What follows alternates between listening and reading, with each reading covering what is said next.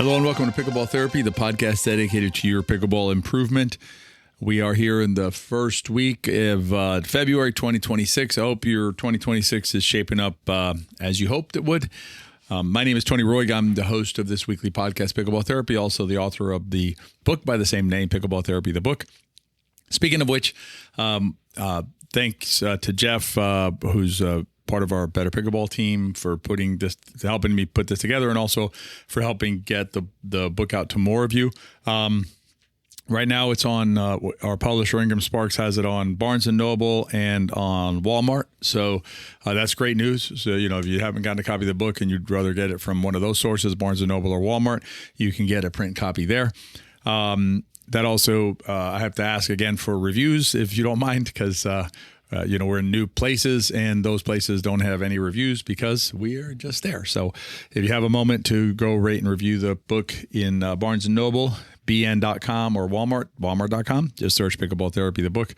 Really appreciate you doing that to get us off the ground there. And then also want to let you know that our super camp that we have coming up at the beginning of March is almost full. So if you've been thinking about it, it's 4 days, 18 hours. It's a big camp. It's a lot of learning, a lot of growth in the 4 days here in Largo, Florida. So if you want to check that out, go to betterpickleball.com. Actually, you may need to send us an email on that. So camps@betterpickleball.com if you want to join the super camp. There's only a couple spots left. So, all right. What we're going to talk about this week, we're going to talk about solar panels. I like this. It's basically something I've been working on.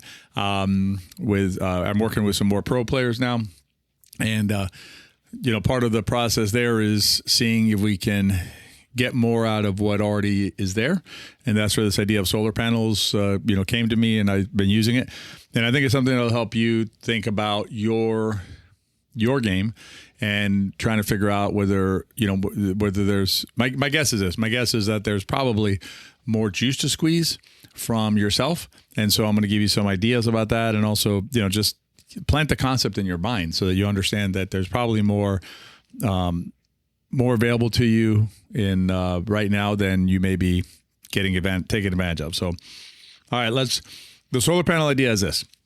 So, you know what a solar panel is, right? So basically it converts sun power into some form of electricity, into electricity that we can then harness and use for our purposes, right? Whether it's, drive a car, power a house, whatever. If you're my age, then you remember when they started making those calculators that they still make them, obviously, but they had the little strip on them, and that's basically just a little mini solar panel, right? And it just grabs light, converts it into electricity, and you don't need a battery for the calculator, which is kind of cool. But here's the thing about solar panels, right? So solar panels are all about how efficient can we get at converting the energy, because the energy is always there. And so the sun puts out 173,000, doesn't put out, I should say. The sun's energy that comes to Earth is 173,000 terawatts of energy per hour that the sun hits the Earth. So there's basically 173,000 terawatts of energy sitting there, right? For the taking. Question is, can we take it? Can we grab it? And so, the job of solar panel designers, engineers, is to say, okay, how much of this solar energy can we convert into stuff that us humans can grab and use? And so the battle there again is conversion, and that has been we've been getting better at it. So when solar panels first came out, like in this, I think it was 50s or 60s, they were like at 6% conversion efficiency. Now they're at like 22 to 25% conversion efficiency, and some labs have gotten as high as 47% conversion, right? Which is pretty darn good if you think about it. So how does that apply to us as pickleball players? So every one of you listening to this podcast has a certain store of ability, right? Store of knowledge, store of shots, store of all this, right? The question I think is interesting to ask yourself is it possible for you to convert more of what you already have into results when you play? And, I would submit to you the answer is probably yes. Right, that there's more there to convert. I'm going to give you a tip on how to convert that in a second.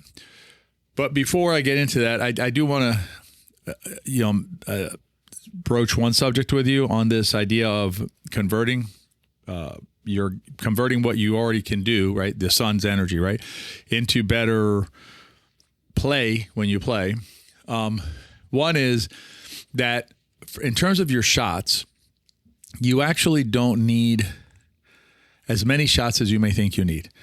I'm in the midst of the next book on the progression of books. This one is more of a tactical kind of book, right? It's not the mental game. It's more, what you need to play really good pickleball. It's called Project 4.0. It's a project that I started almost like 7 years ago. I'd have to go back and look at the first video we did on it.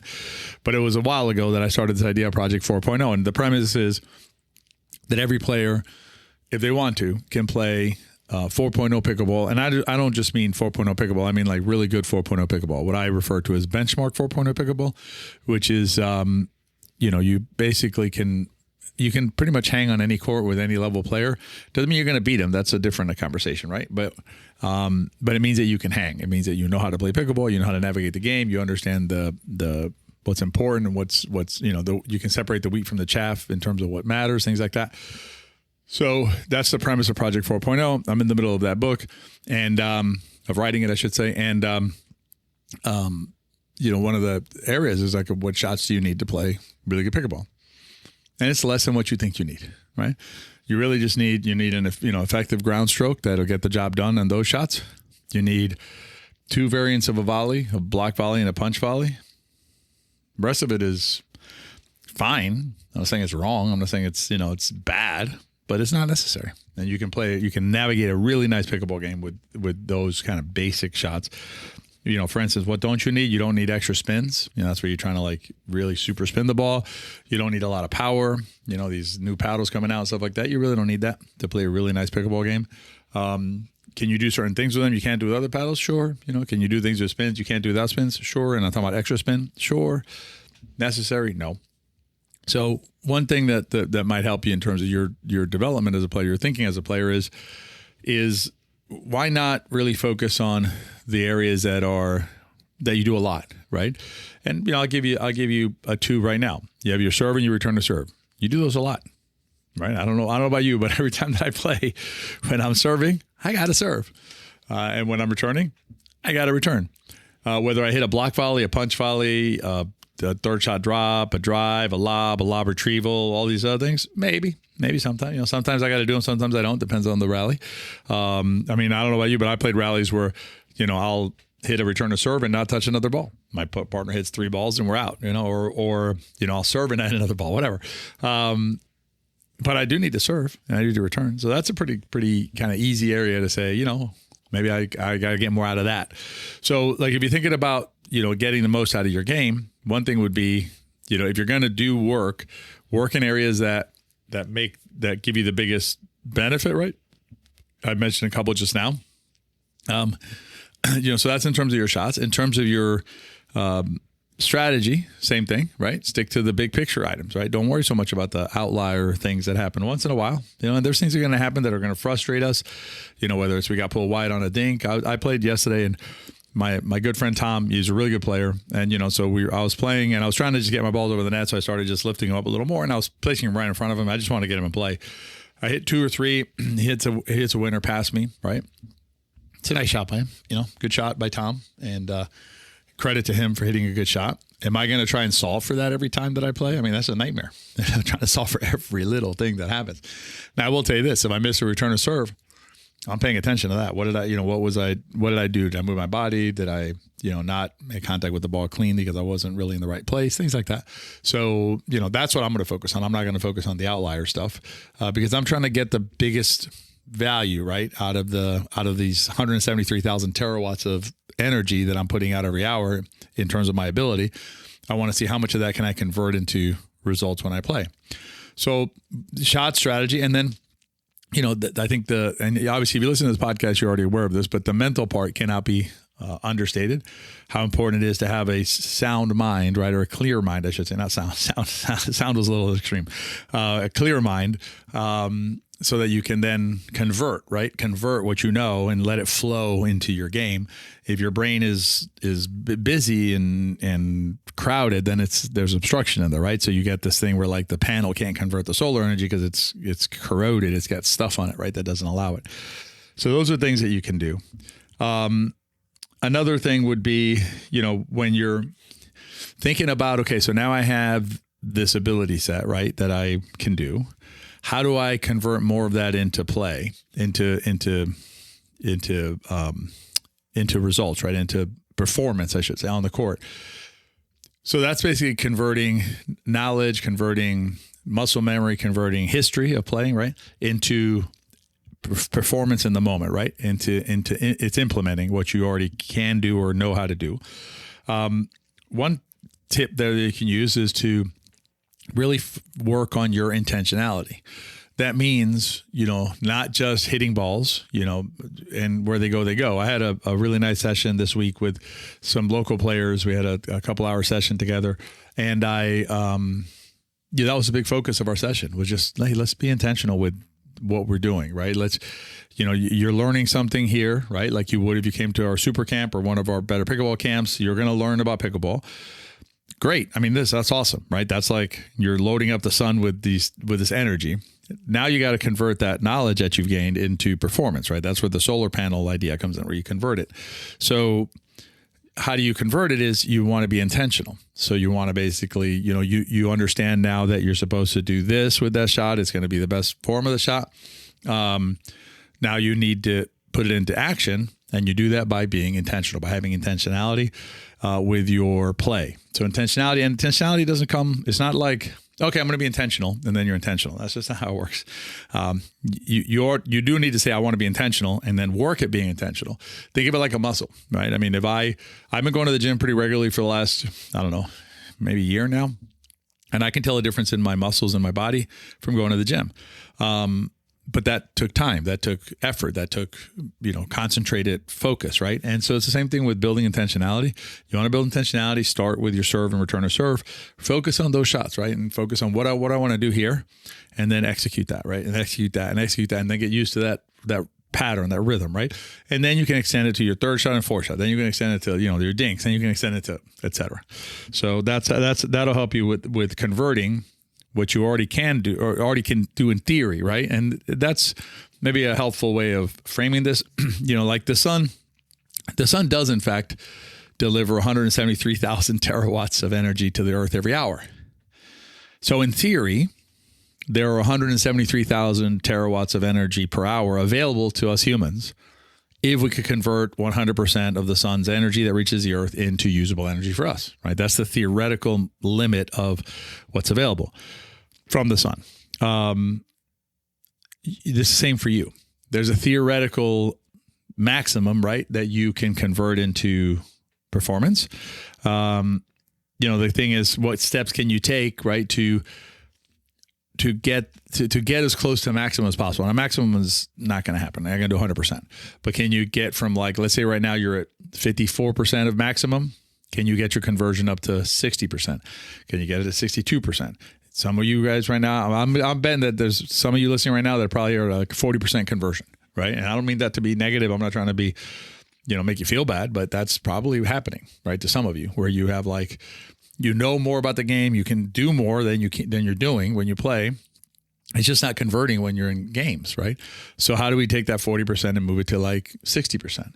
So intentionality is a really powerful tool, implementing what you know when you play. And then, if you want to think about it this way too, maybe, another helpful technique would be for you would be like having more clarity, right? Go out there with some clear ideas of what I'm going to do. I wrote some pieces on disciplined execution that are out and floating around, so you can check those out. Just look at disciplined execution, Tony Roy. I think you'll find him.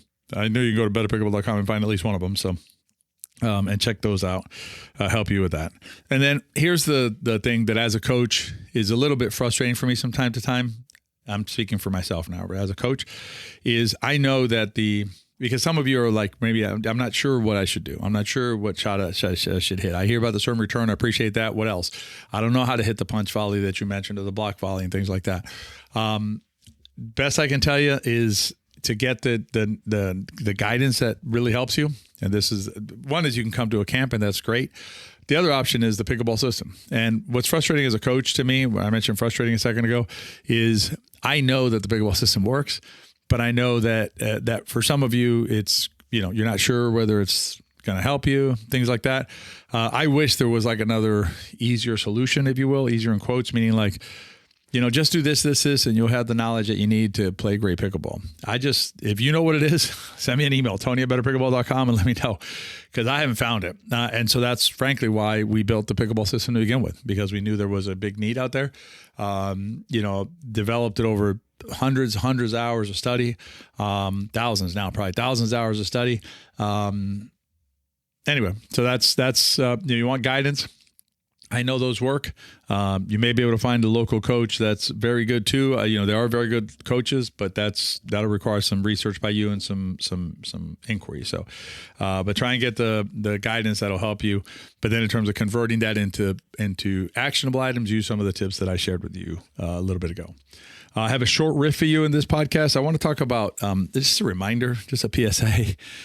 Had this happen in some recent rec game experiences. Avoid targeting who you perceive to be the weaker player. In other words, avoiding who you perceive to be the better player. There's a few reasons for it. One, it's better for you to hit to who you think is the better player with balance. Okay, it doesn't mean you ice out the other player either, but you do want to hit balls to the better player. Because the better player is going to give you shots that you haven't seen before, or different approaches, or different things that'll allow you to grow as a player. Another reason is, there's no reason to, in rec play, right? There's no reason to be so enamored with the result that we make the game unenjoyable for either the targeted player or the better player who's being isolated, the iced out player. So there's no good reason to be doing that. And then the last thing, and this is purely selfish, if you want that player to come back, the better player, is, better players aren't going to come back. If you target the other player and you don't give the better player shots, why would they waste their time? Why would they come to that facility and play in those games? So, players all the time say, I want to play up. I want to play with better players. Okay. You want to play with better players? Then play the better player. Just a friendly reminder, just a little PSA there at the beginning of the year. So anyway, I hope you enjoyed this week's podcast. If you have a minute to rate and review the book in Barnes & Noble, BN.com or Walmart.com, really appreciate you doing that. If you have a minute to rate and review this podcast, if you haven't done so before, really appreciate you doing that as well. It helps us reach other players. And as always, if you enjoyed this podcast, share it with your friends. Remember, if you enjoy the podcast, they probably will too. Have a great week, and I'll see you guys at the next episode of Pickleball Therapy. Be well.